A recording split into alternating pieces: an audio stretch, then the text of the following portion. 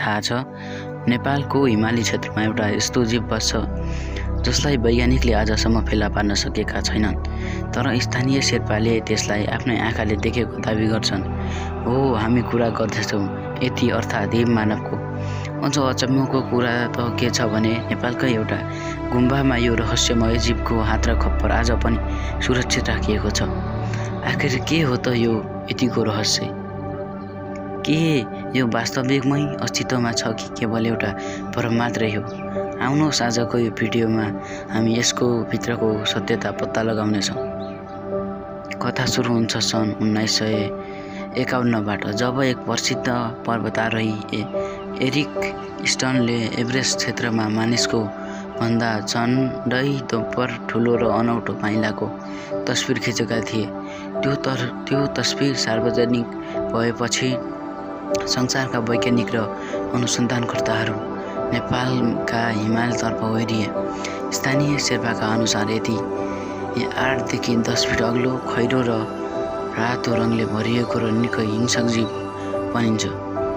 यो हिमालमा निकै तीव्र रूपमा कुद्न सक्छ र मानिसलाई आक्रमण समेत गर्छ। तर के यसको कुनै ठोस प्रमाण छ? नेपालको सोलुखुम्बुमा रहेको खुम्चुम गुम्बामा एउटा अनौठो खप्पर राखिएको छ जसलाई स्थानीय मानिसहरू यतिको खप्पर भन्छ। सन् 1960मा वैज्ञानिकले यसको अनुसन्धान गर्न विदेश समेत लगेका थिए।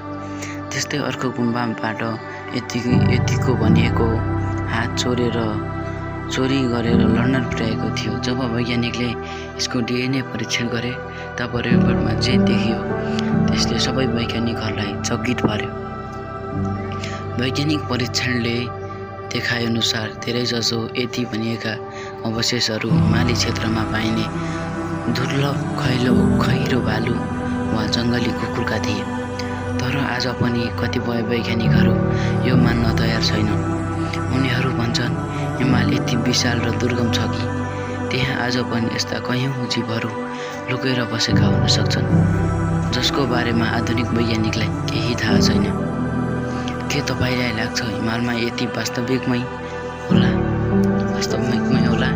आफ्नो विचार तल कमेन्ट बक्समा पक्कै लेख्नुहोला। यदि तपाईँलाई यस्ता संसारका अनौठो र सुल्किन नसकेका रहस्य हेर्न मन लाग्छ भने मिस्ट्री अफ वर्ल्डलाई अहिले नै सब्सक्राइब गर्नुहोस्। अर्को भिडियोमा हामीहरू योभन्दा पनि रोमाञ्चक र खतरनाक रहस्य खोल्नेछौँ।